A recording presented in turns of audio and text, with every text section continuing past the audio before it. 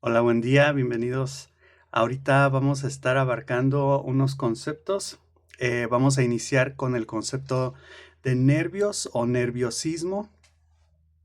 Y bueno, llegamos a esta idea porque he estado viendo que unas de las recomendaciones que se hacen, por ejemplo, para solicitar trabajo o en una entrevista de trabajo, y se puede decir en muchas otras áreas, normalmente es mostrarte seguro de ti mismo y no mostrar nerviosismo. Es decir, los nervios o mostrarte nervioso está mal visto. ¿Por qué? Porque normalmente dicen que significa que la persona, por ejemplo, puede no estar sabiendo lo que está haciendo o lo que está diciendo. En el peor de los casos puede estar ocultando algo, puede estar confundido, puede estar mal preparado también, eh, o puede ser una persona que simplemente como que se le complica el trabajo o la labor que se supone que debe de estar haciendo o representando o en este caso solicitando, ¿no? Que sería el puesto de trabajo. Eh, yo aquí lo voy a contradecir un poco porque de hecho voy a estar hablando de dos cuestiones, específicamente el nerviosismo y la comunicación y la percepción que tenemos acerca de estas dos cosas. En primera instancia, el nerviosismo es mal visto porque se fomenta simplemente. Es decir, yo no creo que el nerviosismo siempre sea malo. Hay momentos en el que el nerviosismo puede llegar a ser malo. Por ejemplo, si tu pareja está nerviosa, tu hijo está nervioso, ¿no? O sea, sí, obviamente estas son personas con las que estamos familiarizados. Y si están nerviosos, pues quiere decir que esa es una señal, ¿no? De alerta, casi como algo está mal aquí, ¿qué pasó? ¿Qué no me estás diciendo? ¿Qué potencialmente me estás encubriendo o no me estás diciendo, por ejemplo? Eh, pero regresémonos al ejemplo de una entrevista de trabajo. Una persona que está nerviosa en una entrevista de trabajo, es la primera vez que está con estas personas, es su primera entrevista de trabajo en ese lugar, ¿no? O supongamos ahora un docente con un nuevo grupo de estudiantes, ¿no? Y está dando la información por primera vez con este grupo de estudiantes. O supongamos un conferencista, ¿no? O alguien que va a dar una plática con un grupo, también puede estar nervioso. O incluso tu primer día de trabajo, ¿no? O como que podemos generalizar y decir el primer evento o el evento inicial. La primera vez que tú te encuentras en un lugar, en un evento inicial, y estás nervioso, eso no debería de ser visto como algo negativo, ¿no? Incluso decimos que vean, esta parte es la que se me hace a mí muy curiosa. Decimos que las emociones son naturales, que sentirse nervioso es natural, es normal, pero lo castigamos socialmente. Si una persona está nerviosa, luego la volteamos a ver, ¿no? La criticamos, la analizamos, la observamos, ¿qué le está pasando? ¿No? Así como obviamente es como decir, o sea, tú sabes lo que está pasando, la persona está nerviosa o algo así. Ahorita recientemente estaba viendo, estos segmentos de Jimmy Kimmel. Ahorita estamos hablando en enero, febrero del 2026, y en estos segmentos que hace casi cada día de la semana, con excepción de algunas semanas, se ve muy nervioso, ¿no? Se le rompe la voz, comete errores. Y yo digo, a mí también me llega a pasar eso y siento que es una forma de, o sea, lo que te distrae principalmente es la metacognición, que es pensar sobre lo que estás haciendo o pensar sobre pensar en el momento en el que se supone que debes de estar haciendo el performance o debes de estar actuando, debes de estar ejecutando, realizando la labor que debes de estar haciendo, es decir, hablar, ¿no? pero se le ve que siente esa presión de repente y como que trata, como que he visto ahorita que mete su mano a su bolsillo del pantalón, ¿no? Y se ve así como un poco más relajado, pero sigue notándosele mucho el nerviosismo. Entonces, yo diría que aquí debemos de fomentar un poco la tolerancia al nerviosismo de las personas. Estaba investigando con ChatGPT, por ejemplo, y me dice, pues una forma que no la he, y creo que sí lo hablé en un momento aquí, algo que todavía no he logrado como hacer es justamente esto, que es el tipo, o sea, si tú te pones nervioso, decir, me estoy poniendo nervioso, decírselo a las personas y de esa forma como que, porque entiendo, o sea, por ejemplo, cuando lo hace Jimmy Kimmel, también me distrae a mí de lo que está diciendo, ¿no? Como que digo, y ya no escuchas o ya no le pones atención al contenido, estás ahora observando su conducta y cómo lo está diciendo y ya no estás poniendo atención a lo que está diciendo, al contenido, ¿no? Estás viendo lo superficial, lo aparente, que en ese caso es el nerviosismo. Entonces, aquí yo diría, sí, debemos de fomentar un poco más la aceptación, la tolerancia al nerviosismo inicial. No es, yo diría, indicador o no delata realmente nada, más allá de, pues la persona está nerviosa porque es su primera vez aquí, porque es la primera vez que está siendo entrevistado con ustedes, la primera vez que los conoces. Si hay una primera algo, el nerviosismo se debe de aceptar, ¿no? Y creo que una forma tal vez de fomentarlo, aunque sí sería muy difícil porque igual, o sea, no hay confianza, no conoces a las personas, pero podría ser decirlo, ¿no? Así de, estoy un poco nervioso, entonces si escuchan que se me rompe la voz, es por eso, no es porque estoy ocultando algo o escondiendo algo, eh, o no es porque no vengo preparado, sí vengo preparado, nada más que está esta parte de, pues se me está manifestando el nerviosismo. Una analogía que le pregunté a ChatGPT, que es como un motor o un sistema de alerta que está, un sistema de alerta que está muy alto o muy cargado y suena muy fuerte. Entonces ahí tal vez es un poco necesario bajarlo, pero de cualquier forma, o sea, yo digo, no tiene por qué ser un tema el nerviosismo. Sí, mencioné, o un motor, ¿no? Un motor que está así como preparado al inicio. De nuevo, es al inicio, es sobrecarga tal vez de un motor y ya que arranca, pues, o sea, fluye.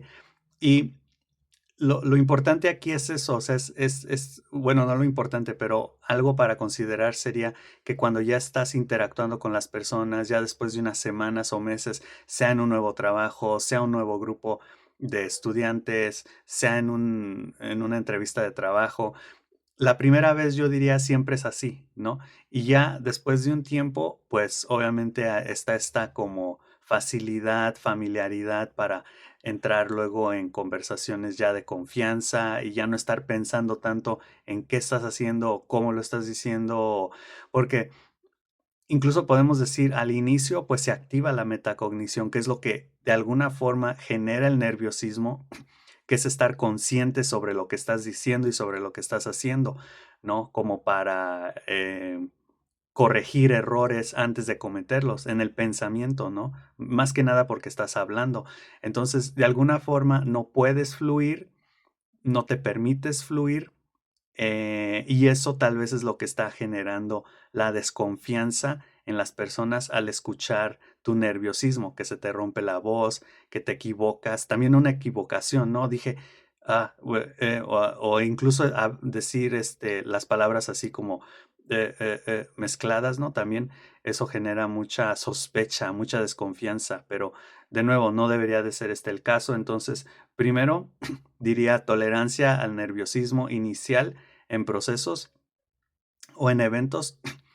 En segunda, no, en segundo término está la preferencia de las personas que hablan mucho o son mejores comunicadores. em, o también los que muestran seguridad en sí, que aquí va un poco de la mano con las personas que no se ponen nerviosas, por ejemplo, cuando hablan por primera vez con algún grupo o así, ¿no? Yo diría, pues tal vez aquí estamos hablando de tres factores diferentes, ¿no? Dos de ellos se relacionan, que son los buenos comunicadores, improvisados, bajo presión, y entraría ahí también los que muestran seguridad en sí, los que no se ponen nerviosos, por ejemplo. Y el tercer factor o algo acá aparte sería la competencia, es decir, el poder realmente llevar a cabo las cosas. Y la competencia conlleva tanto habilidades, conocimientos, como la capacidad de ser creativo y de utilizar el pensamiento divergente. Actualmente estoy viendo personas en mi ámbito laboral que están teniendo un ascenso y está bien, o sea, los aplaudo, pero se ubican en posiciones cada vez más fuertes y yo sé, porque veo los signos zodiacales y conozco sus signos, o sea, no hay un estudio, nada más sé qué signos son. Son normalmente signos de aire, Acuario, Géminis, Libra, ¿no? Y yo digo, por ejemplo, hay una persona de tierra que también está en una posición de liderazgo, pero que actualmente pues no habla mucho. Y siento que que el hablar mucho no es tanto porque enredes a las personas o generes sensaciones como de conexión humana con las personas, sino más bien es la inmediatez.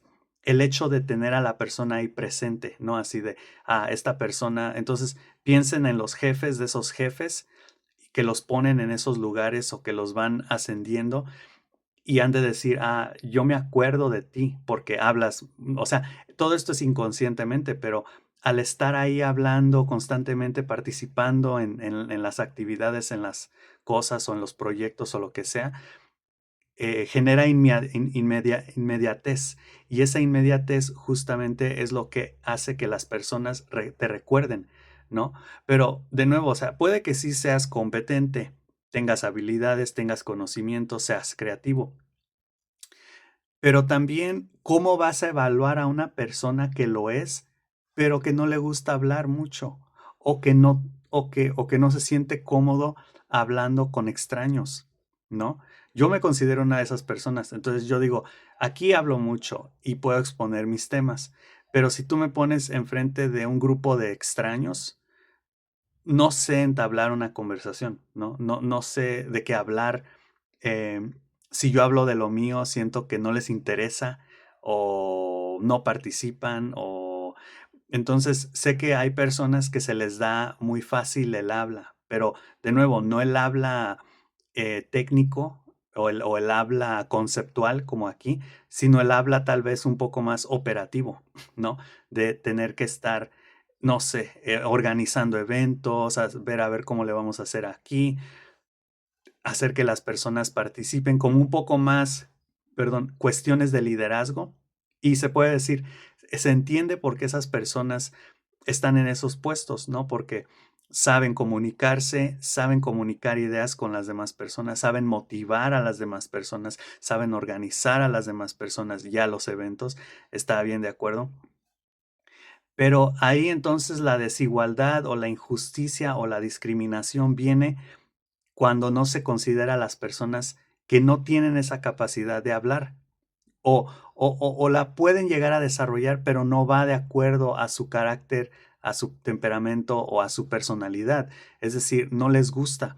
Lo pueden hacer, pero no les gusta. Entonces, de nuevo, las personas tienen un criterio muy vago y yo diría la mayoría de las veces es inconsciente de lo que es un buen líder, de lo que hace a una persona buena en su trabajo, ¿no? Porque no siempre es la inmediatez o viene a visitarme o me regala cosas o, em, por ejemplo, muestra seguridad en sí, o sea, me gusta cómo habla, me gusta cómo lo dice y me viene a preguntar sobre mi día o se mueve muy bien entre los grupos y así.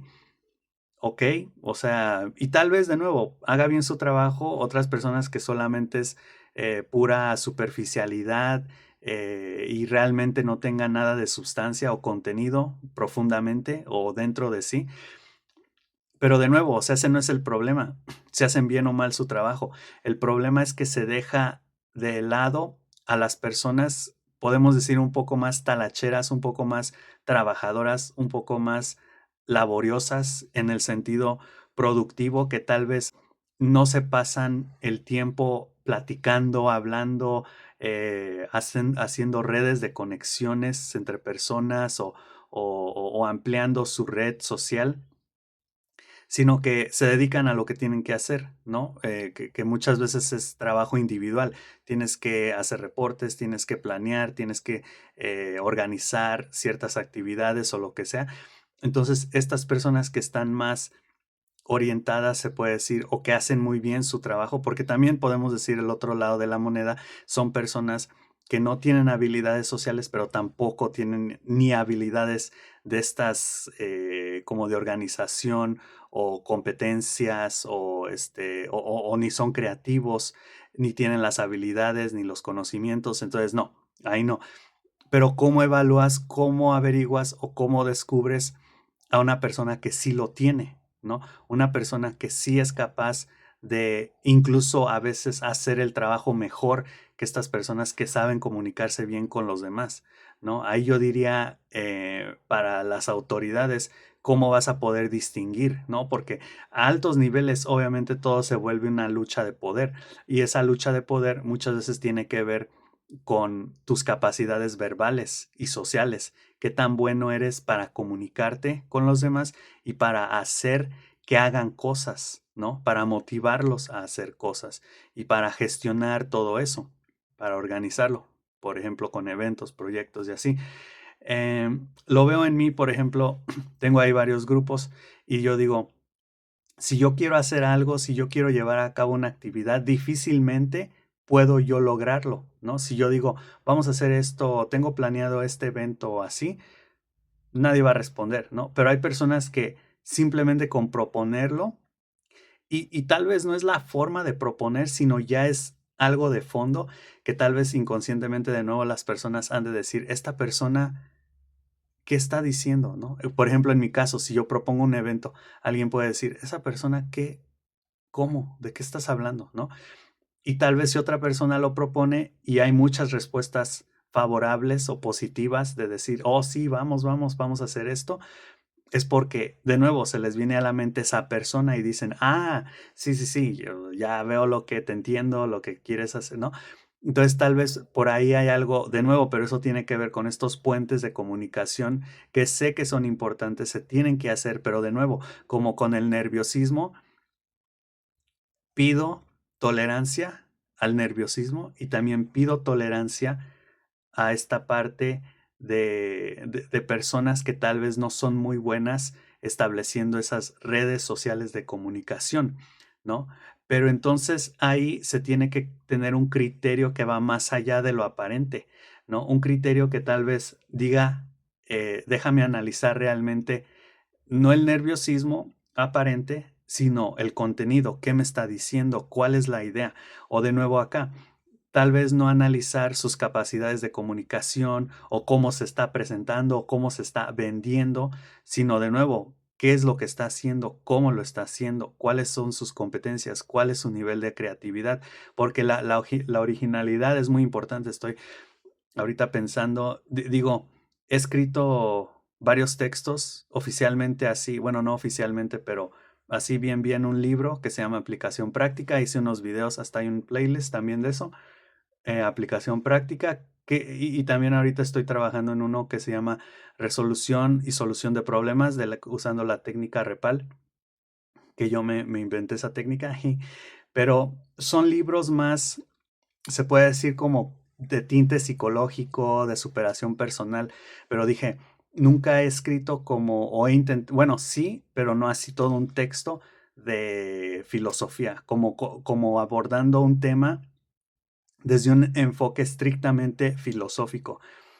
Y de hecho me encanta leer así como textos filosóficos, como ahorita el texto Repetición y diferencia, creo que se llama, de Deleuze, el autor filósofo francés. Y entonces voy a tratar, pero dije, ¿de qué tema lo haría? No tenía así como el tema ni la palabra, porque en filosofía, como llegué a intuir, la filosofía trata con conceptos, entonces necesitaba un concepto. La psicología, a diferencia, trata con fenómenos, ¿no? Las actividades o el verbo, incluso se puede decir, pero la filosofía trata con las características de los conceptos, ¿no? De qué está hecho esto, la justicia, de qué está hecha, cuáles son sus componentes, cuáles son sus ramificaciones, y todo eso se explora. Eso es filosofía. Entonces, pero ya llegué al tema, que es originalidad, y de hecho se va a llamar el libro, por ahorita tentativamente, implicaciones y creo que implicaciones, y se me fue la otra palabra, pero implicaciones y algo de, de filosofía con respecto a la originalidad. Entonces ahí el tema es la originalidad, y es lo que voy a estar abordando desde una perspectiva filosófica, que para mí es uno de los criterios más importantes, ¿no? Está prejuiciado, está estereotipado, está generalizado, tiene limitaciones, tiene errores, obviamente, que se va a explorar, se va a criticar, pero para mí sigue siendo uno de los criterios no más importantes, pero sí que me veo utilizando mucho. Entonces, es decir, no es original, entonces, ¿por qué lo estás diciendo, no? O sea, si vas a hablar, si vas a decir las cosas, es porque incluso no lo que estás diciendo, pero tu forma de combinar, de presentación es original, ¿no? Que siento que ahí mucha de la originalidad se manifiesta en las combinaciones raras que se hacen. Estaba hablando, por ejemplo, un día estaban hablando del estoicismo en un grupo, y hablé del conductismo, y casi casi me dijeron así de, ¿por qué estás mezclando filosofía y psicología? Y yo dije, pues, ¿por qué no? O sea, de nuevo, vamos más allá de lo que comúnmente se conoce, ¿no? Porque el, el conductismo es estímulo-respuesta, y el estoicismo, sí, o sea, en pocas palabras, o reduciéndolo a esa escala, se puede decir que dice, no respondas ante el estímulo, ¿no? Si alguien te insulta, no insultes, no digas nada, o sea, contrólate, regúlate, o sea, controla la respuesta que darías. Entonces es también una alternativa de la teoría E o R, que es estímulo, organismo, respuesta. El organismo controla cómo responde hasta cierto punto, ¿no? Bueno, entonces ahí es donde yo digo, debemos de evaluar más allá de lo aparente, ¿no? Y de nuevo tratar de profundizar.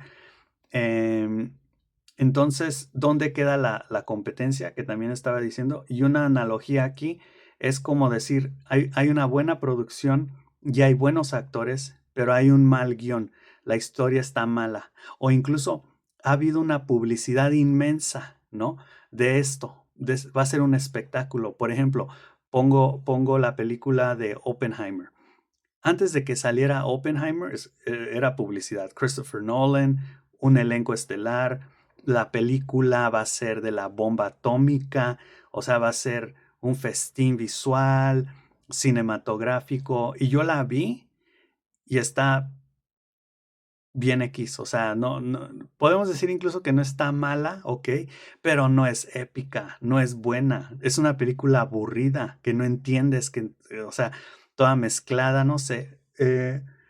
Y además Christopher Nolan, no sé si está demasiado avanzado para su tiempo o ya perdió la cabeza con muchas cosas, porque, por ejemplo, Memento, El Origen, The Dark Knight, regresamos con ciertas películas y son épicas, ¿no? O sea, están complejas y se entienden, incluso Tenet todavía por ahí, pero siento que por ahí de Tenet empezó a perder un poco la cabeza, y ahorita creo que, por ejemplo, Tenet dicen que es una película de Nolan que ni siquiera, que nadie entiende más que él, ¿no? O algo así.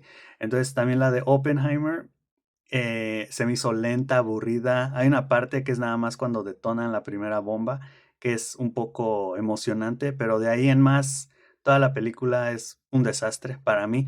Entonces, esta es como la analogía que se hace con con las personas, perdón, que son buenos comunicadores.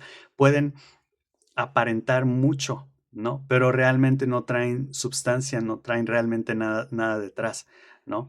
Entonces, hay un mal guión, es una mala película en esencia, ¿no? Es olvidable, por así decirlo. Mientras ellos estén ahí, se sustenta lo que están haciendo, pero en cuanto dejan el puesto, no dejan ni un legado, no dejan ni una huella, no dejan ni el polvo, ¿no? No dejan nada ahí, o sea, son reemplazables en última instancia, ¿no? Y entonces, para mí es importante ser original de nuevo y también impactar de alguna forma, profundizar en las cuestiones. Bueno, seguimos entonces con, ya les comenté la analogía. Ok, el tercer punto es gente emocional y ver la gente lógica que siente poco como mala. También ser fuerte, positivo, y por qué ser fuerte es malo, ¿no?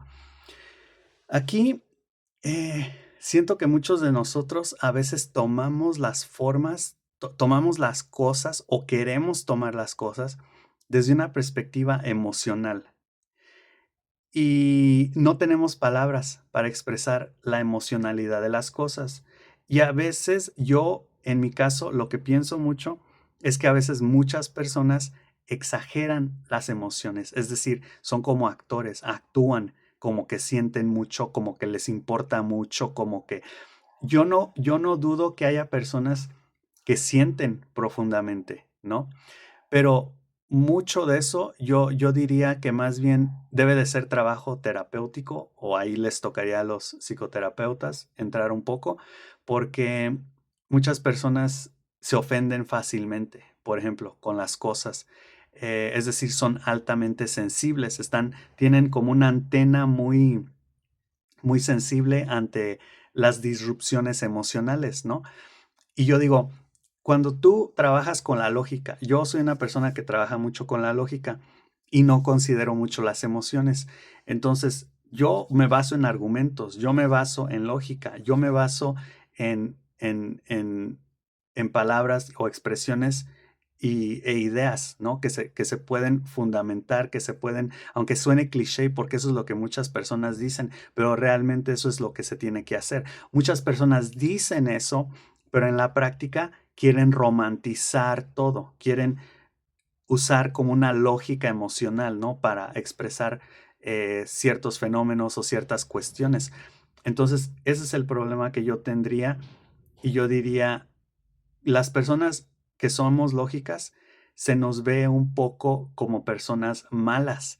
Entonces le estaba preguntando a ChatGPT por qué y dice que puede ser porque las personas, bueno, esto tiene que ver con la fuerza, pero para allá vamos, porque también esta semana escuché a alguien que estaba dando una plática y comentó la necesidad pues de ser fuertes, ¿no? Y estaba expresando esta idea de fortaleza, de hay que ser fuertes, pero luego se corrigió y dijo fuertes positivamente o fuerte positivo.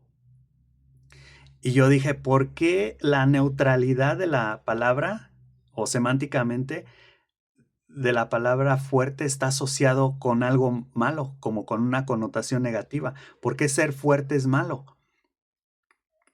No, o sea, ser fuerte y ya. De hecho, es neutral. Todas las palabras son neutrales por definición. Pero hoy en día se le da como una connotación negativa a la fuerza. Entonces, ChatGPT me estaba diciendo que es porque la fuerza se confunde con la dureza, con la insensibilidad y también, perdón, y también activa inseguridades en otros, ¿no? Que es como cuando escuchas a alguien muy tal vez que está hablando como de una forma muy potente y dices, oh, a ver, espérame, o sea, you're coming on too strong, bro, como dirían en inglés, ¿no? O sea, estás llegando muy duro, muy fuerte. Em, que se entiende también, por ejemplo, para estas cuestiones como más emocionales. La emocionalidad también hay que ser tolerantes, entiendo, tiene su lugar en el mundo, hay personas y hay momentos para ser emocionales, pero, por ejemplo, yo me muevo mucho en círculos académicos, círculos, por ejemplo, de filosofía actualmente o incluso psicológicos, Y ahí se utiliza mucho, bueno, en los psicológicos no, en los psicológicos sí va a haber más emocionalidad, pero si estamos hablando de cuestiones filosóficas o académicas, ahí hay una fuerte o hay un fuerte énfasis en la lógica, en la razón. Entiendo que la filosofía tiene este lado que es la moral y la ética, conceptos que para mí se me hacen un poco idealistas, románticos, que incluso llegan a estorbar porque yo los veo como implícitos en los asuntos, ¿no? La moral, por ejemplo, la cuestión de la moral. Em, Siento que es como el amor, ¿no? O sea, es un tema que no da para mucho, pero paradójicamente da para mucho también, ¿no? Pero es un tema que mm, como que si lo abarcamos, todos vamos a decir lo que ya sabemos de eso. Y todos ya sabemos lo que hay que decir del amor o de lo que hay que decir de la moral. Entonces se me hace un poco innecesario estar hablando de esos temas recurrentes, repetitivos, cuando podemos estar experimentando de nuevo la originalidad. Podemos estar hablando podemos estar profundizando más en ciertas características de ciertos conceptos, etcétera. Entonces, la emocionalidad y la moral, bueno, déjenme explicar un poco esta parte porque sí tiene que quedar claro. Estábamos hablando una vez de la cuestión de resolución de problemas y yo quería saber cómo para el libro llegar a una resolución o una solución de problemas. Y metieron la cuestión de la moral, de elegir entre el bien y el mal. Y yo dije, pues es que mira, en la resolución o la solución de problemas la moral ya está implícita, o sea, tú vas a elegir lo que más te conviene, pero también obviamente tenemos que considerar a las otras personas. Entonces, esta consideración del otro es moral, ¿no? Y ahí pues ya tengo toda una gráfica también de que hay bienes, como el análisis del bien, hay bienes que te pueden beneficiar a ti, pero perjudicar a otros o viceversa. Entonces debemos de buscar el bien más común y más colectivo, que es lo que nos beneficie tanto a ti como a mí, a todos, ¿no? Y eso ya va de la mano, o sea, eso ya es, porque de lo contrario estaríamos hablando de algo que te beneficie a ti, no a mí, o al revés, ¿no? Y ahí obviamente hay problemática. Pero si yo tengo que decidir entre tú o yo, entre tú o mí, pues voy a decidir yo, ¿no? Entonces ahí está esa cuestión de que complejiza innecesariamente la moral el problema de la resolución o la solución de problemas. ¿Por qué? Porque es idealista, porque es implícita, porque ya va ahí y debemos de entonces partir de ahí en adelante, no quedarnos ahí, ¿no? En la moral, el bien y el mal. Entonces, para esta parte yo diría que gente emocional, por ejemplo, o que quiere idealizar o romantizar, está bien, pero también debe de estar consciente de lo que está haciendo, que está usando la emoción, ¿no? Y la emoción no tiene palabras, no se puede expresar, ¿no? Se siente y de acuerdo. Y de nuevo, hay personas que tal vez sientan más que otras. em, pero si estamos hablando de lógica, sí se tiene que utilizar la lógica.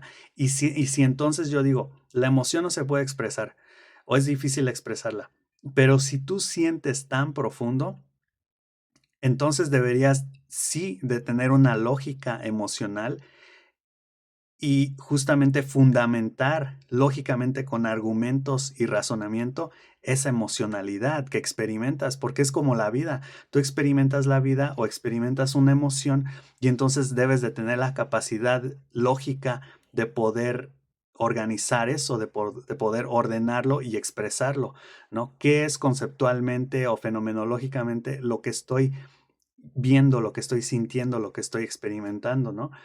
Y de nuevo, esta parte de ser fuerte se me hace ridículo. O sea, el fuerte es fuerte y fuerte es ser bueno, podemos decir en general, no malo, aunque eso ya es un poco dogmático de mi parte, pero es justamente para llevar la contra a esta idea implícita de que el fuerte es malo, ¿no? Em, bueno, y aquí el ejemplo o la analogía es el acero resiste. El acero, por ejemplo, o la fuerza como algo que resiste, no como algo que ataca, porque la analogía aquí que me dio ChatGPT es el acero que ataca o que se usa para lastimar a los otros, o sea, esa fuerza que se utiliza para lastimar. En este caso estaríamos hablando de una fuerza que está ahí para protección, para aguantar, ¿no? Para resistir, que esa sería como una analogía más, por así decirlo, certera o precisa de lo que es justamente la fuerza. Bueno, y ya para terminar aquí un poquito más de esta idea que ya la he mencionado mucho, pero me gusta encarnar el espíritu de un arquetipo, como por ejemplo un buen estudiante, ¿no? Esta idea se me hizo interesante porque podemos decir que si hay un estudiante que es malo, ¿no? O es irresponsable, o no hace el trabajo, o llega tarde, y le podemos preguntar, ¿cómo te comportarías tú si fueras un estudiante que llega temprano? O si fueras un estudiante que es responsable y que hace sus tareas o lo que sea. O por ejemplo, yo en mi caso, que puedo decir, yo soy una persona que siempre está ocupada o que no me gusta estar en paz, que no me gusta estar así sin hacer nada, pasivo, tranquilo.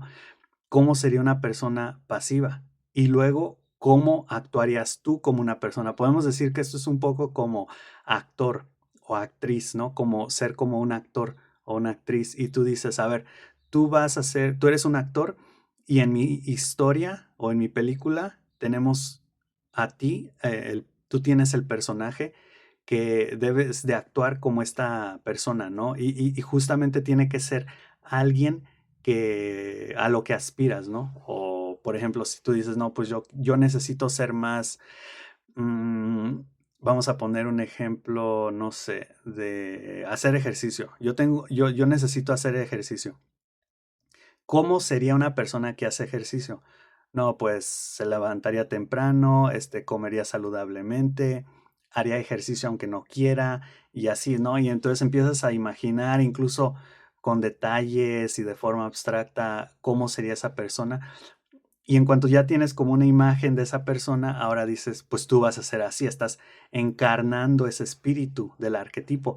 Y esto viene porque estaba viendo una película y creo que más o menos de una escena me llegó la idea de justamente, y esto ya también lo he platicado como con la idea de what would Jesus do, ¿no? Para tener una idea de qué hacer en este caso, qué haría Jesús, qué haría Hermione Granger de Harry Potter, qué haría tal o tal persona. Entonces, activas o llamas, como quien dice, este espíritu, este arquetipo, que un arquetipo es como una generalización de algo, ¿no? Como el valiente, el héroe, el mago, el inocente, la madre, el padre, ¿no? Lo que debe de ser un padre, lo que debe de ser una madre, como que todos simbólicamente y culturalmente, de acuerdo a Carl Jung, ya tenemos estas ideas de lo que es un padre, de lo que es un policía, de lo que es un presidente, de lo que es, ¿no? Y entonces estos arquetipos que son generalizaciones, se pueden activar, ¿no? Y creo que es también, no sé, porque sí suena ya un poco más místico, pero que se pueda llegar a utilizar, por ejemplo, en la resolución o solución de problemas, ¿no? Así de, que es algo también como lo que decía Bono de los 6 sombreros, ¿no? Estás encarnando o estás llamando un arquetipo, ¿no? Ese espíritu para poder, por así decirlo, utilizarlo. Entonces, se me hace interesante ese análisis que puedas hacer, por ejemplo, porque en sí ya lo hacemos, ¿no? También lo hacemos cuando eres tú, cuando pones el performance o la actuación o ejecutas las acciones que ejecutas de la forma que lo haces, te crees, ¿no? Te crees ya el intelectual, el filósofo, el maestro, el que debe de compartir, o sea, el Sartre, el Carl Jung, tienes como un esquema de lo que es tu arquetipo y ese espíritu que estás invocando para hacer lo que haces, ¿no? Te comportas ya de por sí como un arquetipo, ¿no? En ciertos momentos, obviamente, ¿no? Cuando estás en el trabajo, eres el trabajador, eres el responsable. Cuando estás con tu familia, eres el padre, la madre, el hijo, la hija, ¿no?